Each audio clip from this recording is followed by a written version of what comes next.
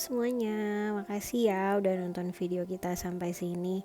Dan di video selanjutnya ini aku akan coba jelasin rute apa yang kita lewatin setelah kita lewat dari perbatasan Pemalang yang di video sebelumnya tadi.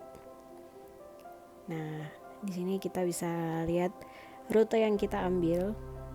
Sebetulnya bukan rute yang kita ambil ya, tapi ini rute yang disarankan oleh Google Maps yang akhirnya kita ambil tanpa kita aware juga ini tuh sebetulnya lewat mana-mana aja, karena memang saat itu udah malam, terus hujan juga, terus banyak kendaraan-kendaraan besar yang lewat di jalur kita. Jarak tempuhnya sekitar 120 sampai 130 km dari tempat yang tadi terakhir ada di video, dari perbatasan Pemalang itu.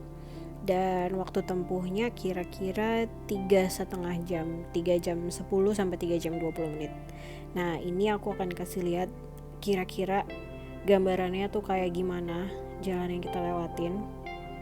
Kalau dilihat di sini dari satellite view-nya kelihatan banget ya, ini tuh pohon-pohon, terus entah ada jurang, ada sawah, ada kebun kentang dan lain-lainnya yang kita nggak bisa lihat dengan jelas sama sekali karena udah malam dan karena hujan dan kabutnya lumayan nutupin langit, jadi memang benar-benar nggak ada cahaya karena nggak ada lampu jalan, nggak ada cahaya bintang, cahaya bulan pun nggak ada.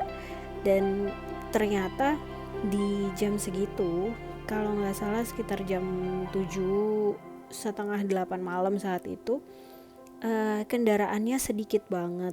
Jadi cuman 1 atau 2 motor yang lewat sekitar 5 menit sekali. Terus nanti ada mobil atau pick up, dan itu juga lewatnya nggak sering ya. Jadi saat perjalanan kita ini lebih banyak kita sendirian, kita berdua aja.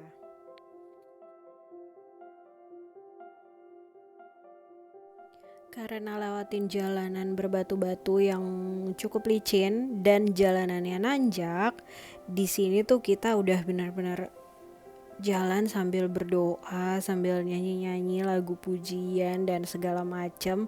Udah kita keluarin dari mulut karena kita benar-benar Parnonya adalah bukannya karena hantu atau apa ya, tapi lebih karena kita nih nggak tahu kita ada di mana. Apakah kita di jalan yang benar? Dan setelah ngelewatin ketakutan tahap pertama, akhirnya kita lihat ada warung kopi ini di sebelah kiri. Nah, ini adalah warung kopi yang kita lihat dan kita mampirin karena kita udah melewati ketegangan level 1. Tadi di perjalanan sebelumnya kita udah lewatin ketegangan level 1, dan begitu ngelihat ada coffee shop ini kita langsung oke, kita mampir di sini. Pertama karena memang nggak ada sinyal, jadi kita mampir di warung ini untuk bisa pinjam wifi, sekalian karena dingin banget kita pesanlah minuman yang hangat-hangat sambil istirahat sebentar. Seperti ini tempatnya, dan di situ kita bisa lihat ke bawah, itu memang keren banget, lampu-lampu semua, pemukiman penduduk. Setelah 1 jam, kalau nggak salah ini udah 1 jam perjalanan, akhirnya kita ketemu dengan warung ini. Dan ternyata bapak warung ini cerita kalau di atas perjalanannya masih menantang seperti di bawah. Bahkan menurut si bapak, nanti untuk menuju ke Dieng di atas nanti kita masih akan melewati 1 tanjakan rusak, 1 tanjakan yang mulus, dan 1 tanjakan rusak lagi berikutnya. Nah, di video yang ini aku akan coba tunjukin ke kalian. Di sebelah kiri itu ada Google Street View-nya. Jalanan seperti apa sih sebetulnya yang kita lewatin kemarin, yang aku bilang kiri kanannya hijau-hijau, tapi kita nggak yakin, kita nggak tahu kiri kanannya ini apa, apakah tebing, jurang, pohon, sawah, atau apa itu. Yang jelas kita cuma fokus lihat ke depan sambil tetap nyanyi puji-pujian, penyembahan, pokoknya segala macam doa-doa udah kita keluarkan.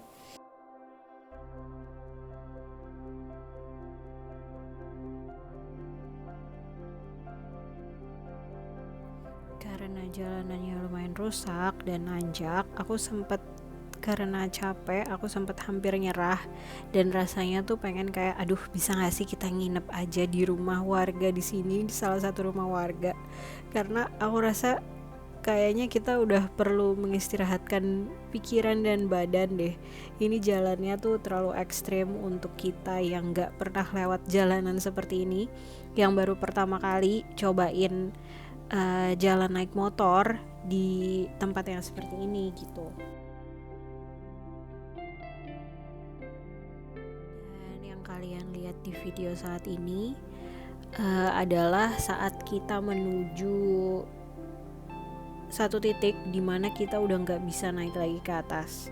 Kalau kalian lihat jalanannya kayak gini, batu-batunya rusak, dan karena keadaannya hujan, udah hujan dari mungkin 1 atau 2 jam lamanya hujan, jadi jalannya tambah licin dan mungkin batu-batunya jadi berlumut-lumut dan bikin kita tambah stuck.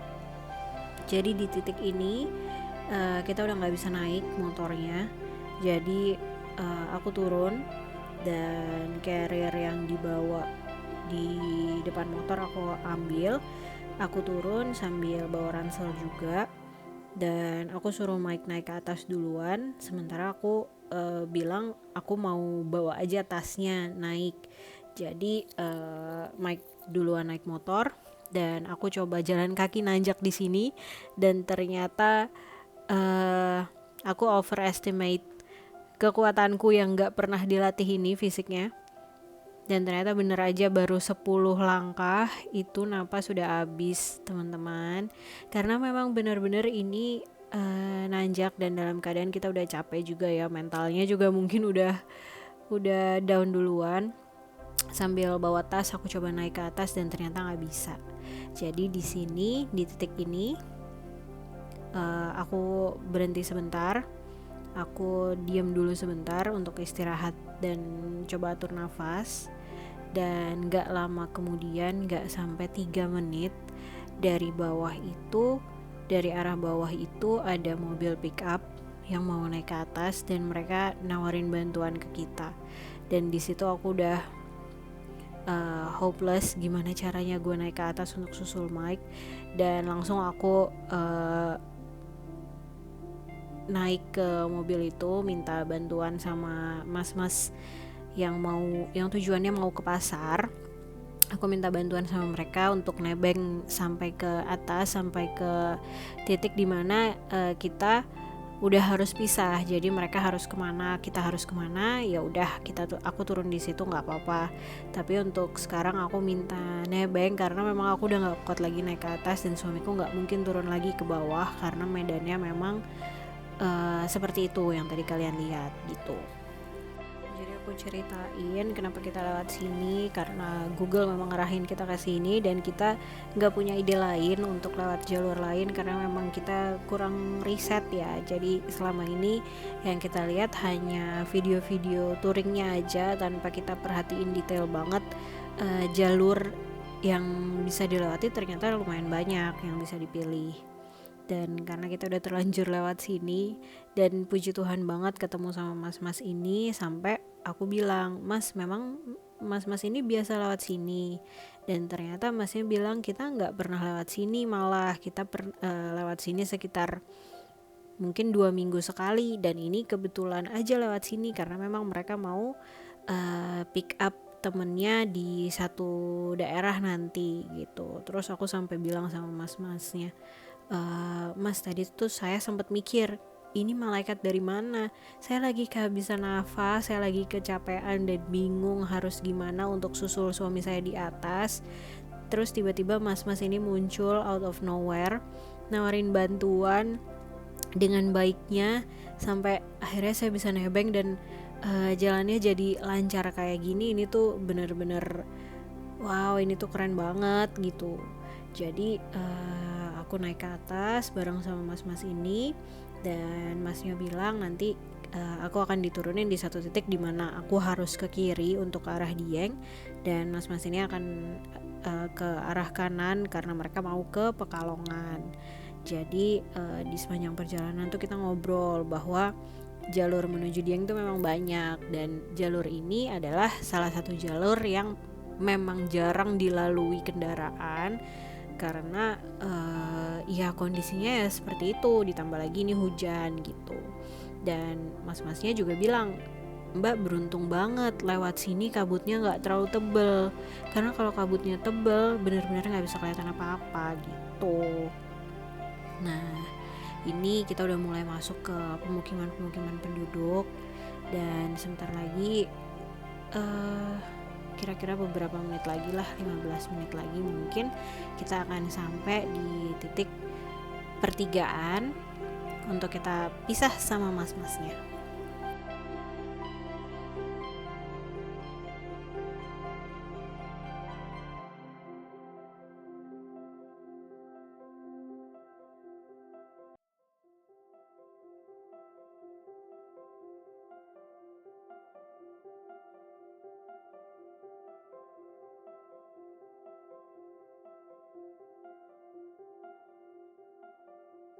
Nah ternyata kita masih harus lewatin wilayah yang kiri kanannya masih hijau-hijau seperti yang ada di video ini, tapi kita merasa lebih aman aja karena Mike kan naik sendiri tanpa ada beban tambahan dari tas dan dari aku, dan aku juga jadinya cukup merasa aman karena naik di pick up. Dan ya lumayan bagus juga sih mas-masnya bawa kendaraannya.